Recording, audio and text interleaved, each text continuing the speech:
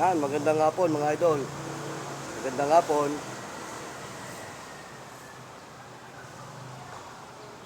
Shoutout sa inyong lahat dyan mga idol. Sana nasa mabuti kayong kalagayan hanggang sa mga oras na ito. Bueno mga idol, meron tayong mga tatalakayin. Ang paksa na ating tatalakayin mga idol ay may kaugnayan dito pa rin sa mga napapanahong issue. Alam nyo ba mga idol, napanood ko yung interview kay yung dating natin si Trillanes.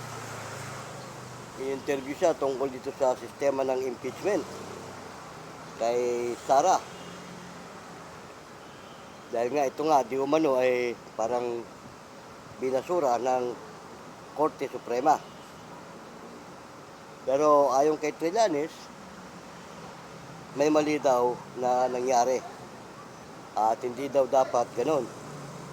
Kung magkagayon man, ang niya, hindi pa rin titigil hanggat hindi siya mai-impeach. Pero meron tayong napanood na isang vlogger na yung kaso ni Digong sa Dahik, sa ICC,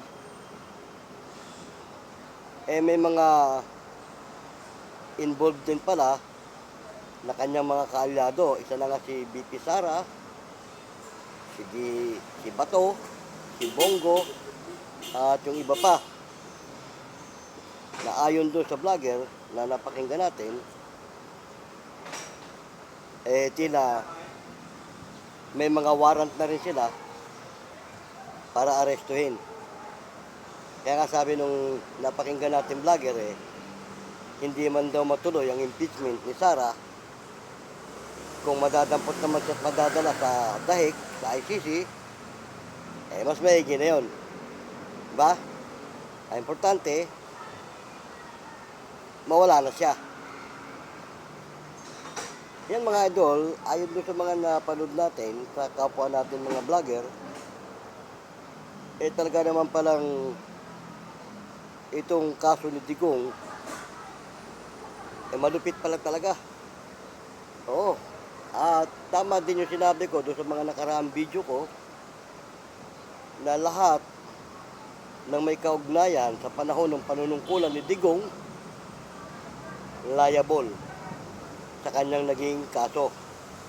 At ito naman kay BP Sara pala, nung pumalit siya bilang mayor kay Digong, ipinagpatuloy yung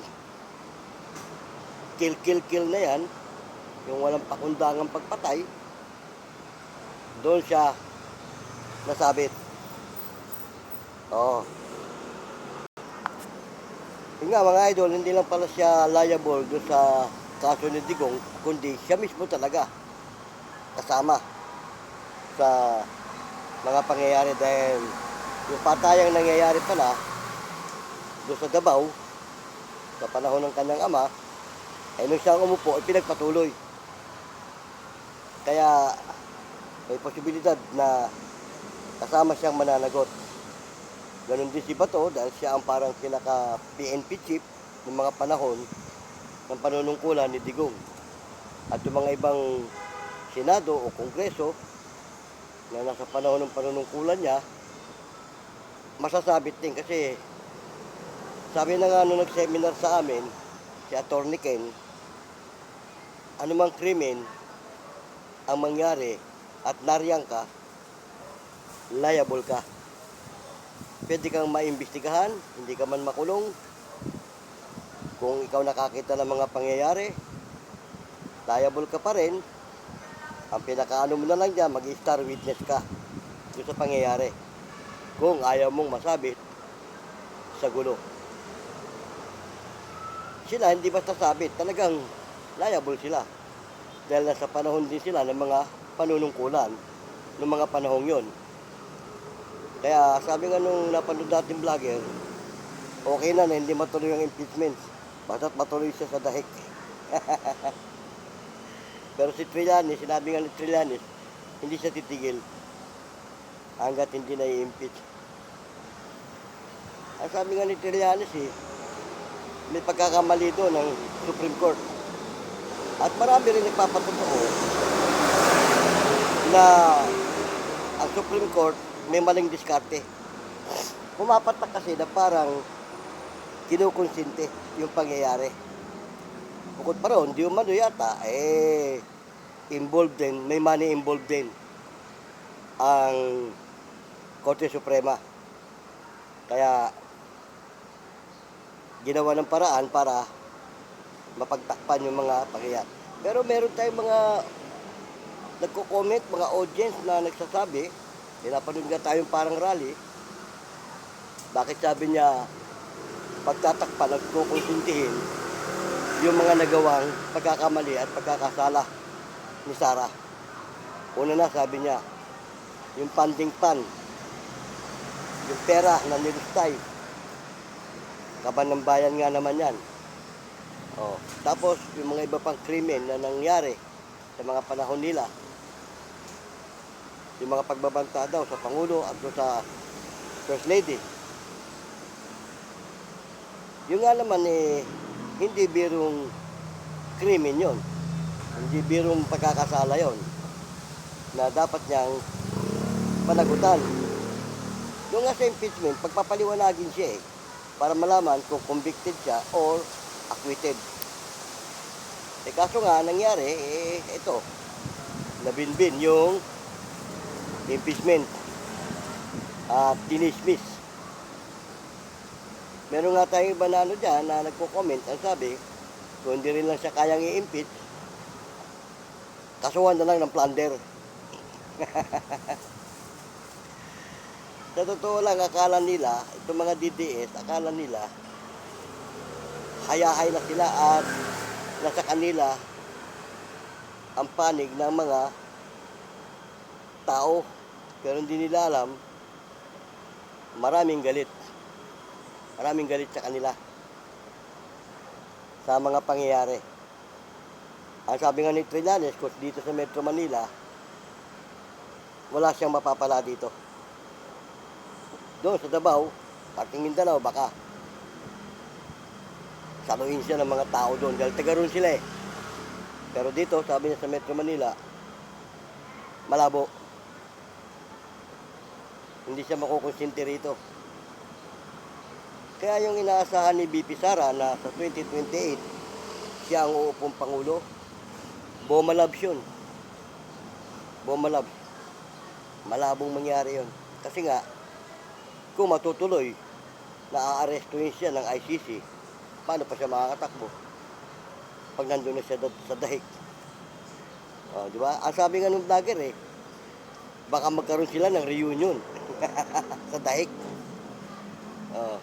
Silang lahat na magkakapartido. Mula sa tatay, anak, hanggang sa mga ibang kaalyado.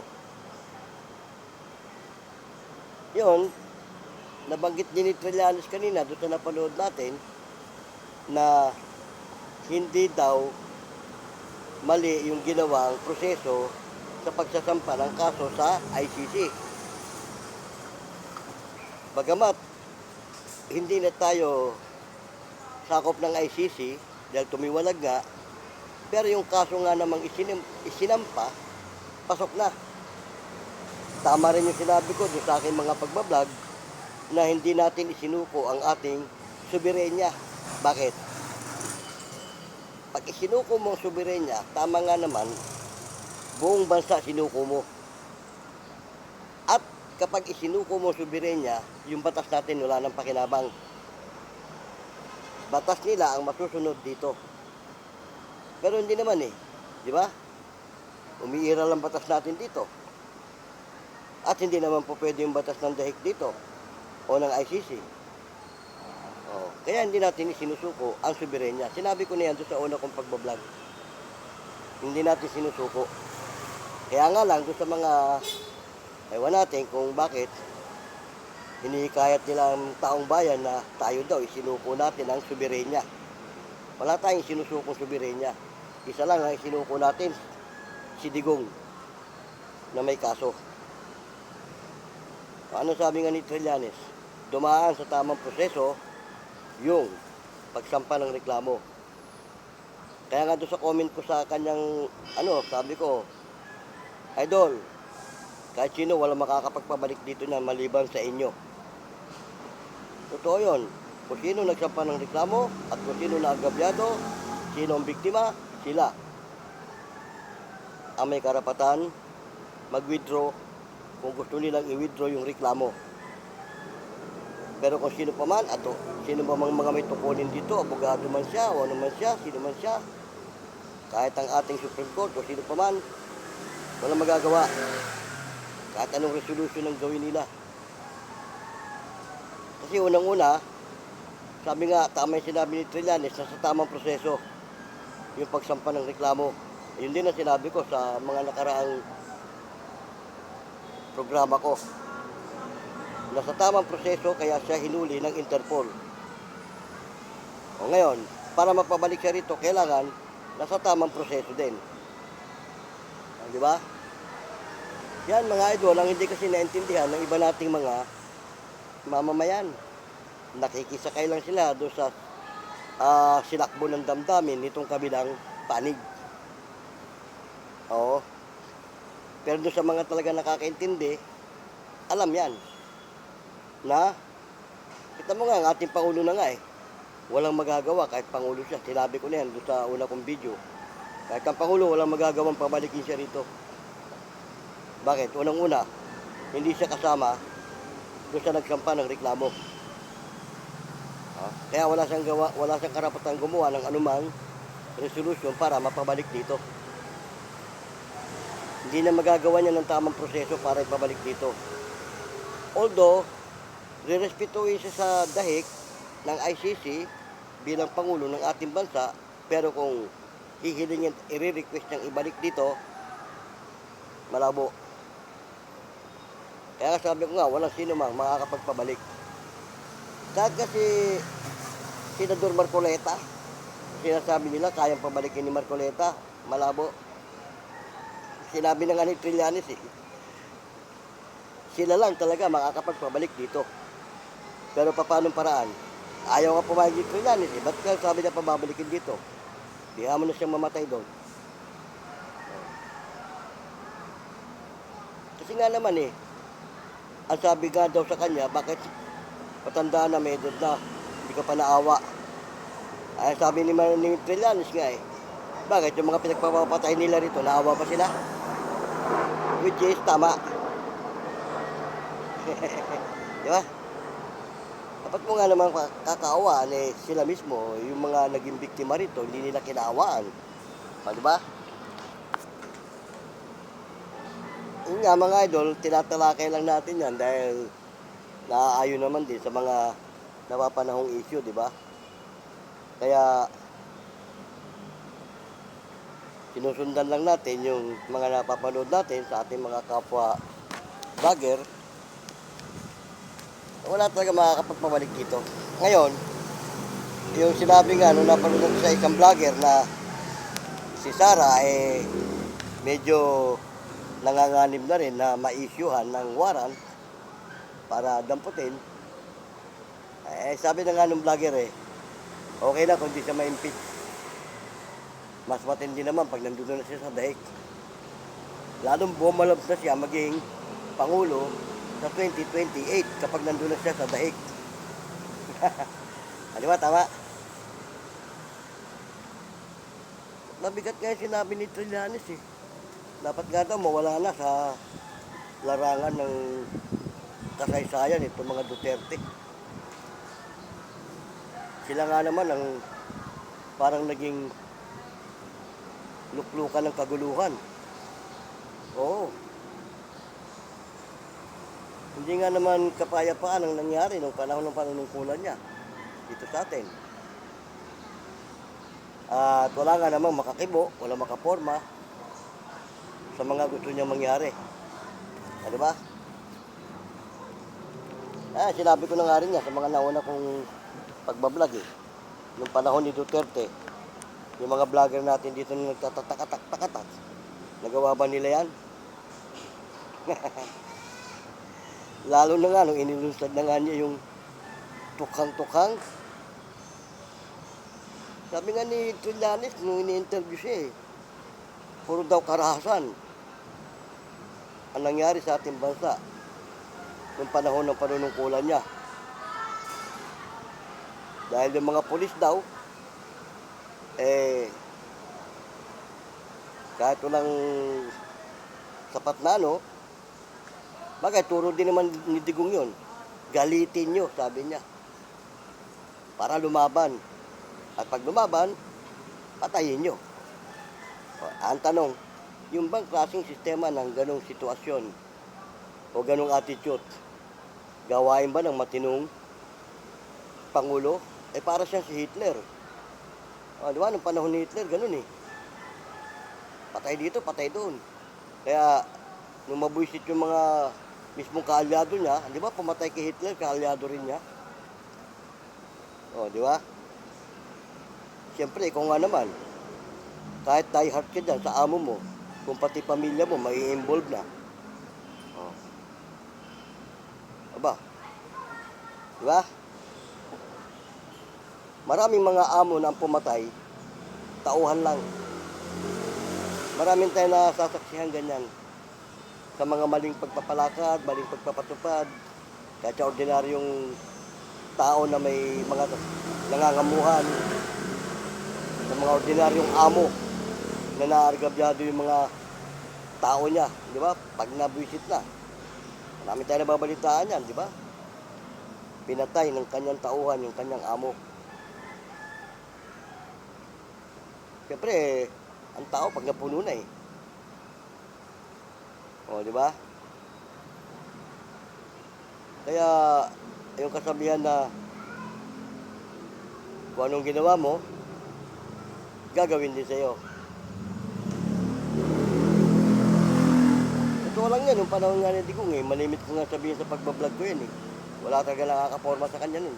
Lahat, tama rin yung sinabi ni Trillan Mula sa Senado, Kongreso, at iba pang departamento, lahat halos ng sangay ng gobyerno, tiklop.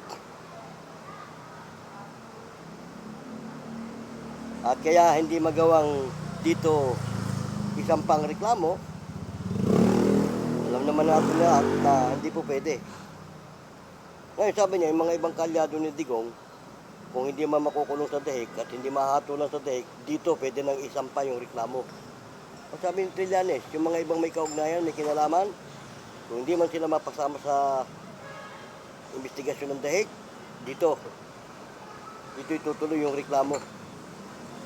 At pwede nga namang litisin na sila dito dahil una, wala na silang dapat sandalan. Wala na si Digong di ba? Yun. Kaya mahigpit din yung sinabi ni Trillanes sa kanyang nung ini-interview siya. Hindi natin pananatilihin yung kasamaan, yung mga maling sistema. Sa totoo na, nung panahon ni Digong, si Trillanes lang naman talagang bumangga sa kanya At alam din ni Digong na hindi niya pwedeng ipatumba si Trillanes dahil si Trillanes marami ring galamay. Na anytime pwede rin siya ipatumba ni Trillanes. Lumaban nga ng kodita di ba? Military sa military nga Ikaw pa. Sino ba yung mga tao mo na yan? Kung may mga tauhan ka man, di ba? Kaya lang, hindi nga ginawa ni Trillanes yung ganon. Pero kung gugustuhin ni Trillanes gawin yun, kaya niya yun. Oo.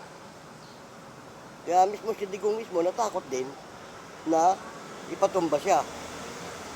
Dahil alam ni Digong, hindi magagawang itumba si Trillanes ng kanyang mga tao dahil may mga connection din si Digong, si Trillanes. May mga galamay din siya. At sa intelligence, kung pag-uusapan, may intelligence yan Military yan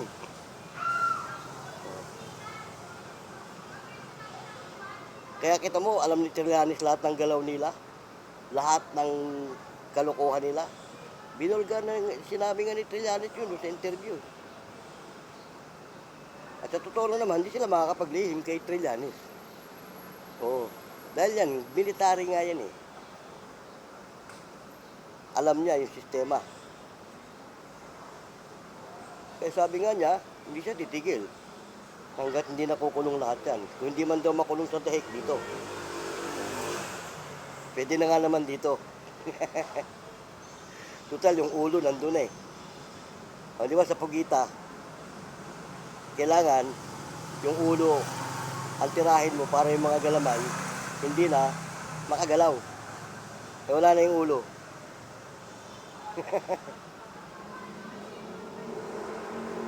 Yun, napagkukwentuhan lang naman natin dahil nga sa napapanahong issue at sa napapanood natin. Oh, si Trillanes, kahit ganun yun, naaayon sa batas yung kanyang mga sinasabi at ginagawa. Kaya sabi nga niya, hindi natin pahihintulutan na manahigang kasamaan. Di ba? Tama siya doon. Kaya sabi niya, itong Pangulo natin, wala naman perpekto, tama nga naman. Di ba? Hindi nga naman perpekto si Bongbong. Kung mga may mga pagkakamali din, pero normal naman sa tao yun, dahil tao lang tayo, nagkakamali. Hindi kagaya nga naman ni Digong, hindi siya nagkakamali, talagang ginawa niya. At inutos niya. Di ba? Yan. O paano, salamat ng marami at sa maikling sandali nito ang ating kwentuhan, sinamahan niyo ako. O ito pong muli ang inyong lingkod, pero bago tayo mag-iwalay, shoutout pong muli sa inyo. Saan man kayo dupadot ng daigdig, naroon. Ngayon din, dito sa atin, Mapalusong Visayas, Mindanao, pinabati ko kayo ng isang magandang hapon. Hanggang sa muli, paalam!